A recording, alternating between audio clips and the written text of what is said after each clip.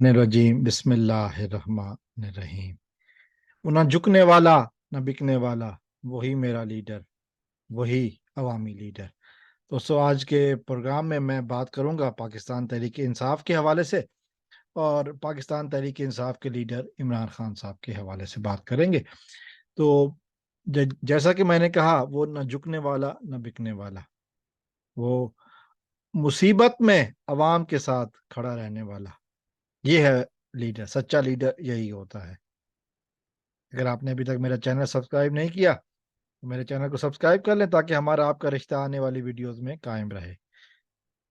इमरान खान को किस तरह से 9 मई के वाकयात को बुनियाद बनाकर तनहा किया गया, सब जानते हैं। कोई ऐसी ढकी छुपी बात नहीं है कि लीडर छोड़ते चले गए। जो नहीं छोड़ा उसको मुकदमे फिर मुकदमे फिर मुकदमे। लेकिन इमरान खान नहीं हिम्मत हारने वाला। उसने बाहर जाने का जो उसको ऑफर दी गई थी, छोड़ दी, ठुकरा दी। उसने इस जमीन के साथ वफादारी दिखाई। तो क्या पाकिस्तान के अवाम का हक नहीं है कि उसके साथ वफादारी करें? यकीनन। तहरीक इंसाफ को जिन्होंने छोड़ा, वो लीडर थे, अवाम नहीं। हैरानगी की बात यह है, वो जिस शख्स को सिलेक्टेड सिलेक्टेड कहा जाता था, वो तो इलेक्शन की बात कर रहा है, और जो वोट को इज्जत दो, वोट को इज्जत दो की बात करते थे, वो इलेक्शन से भाग रहे। ये है एक सच जो कि पाकिस्तान की आवाम जानती है,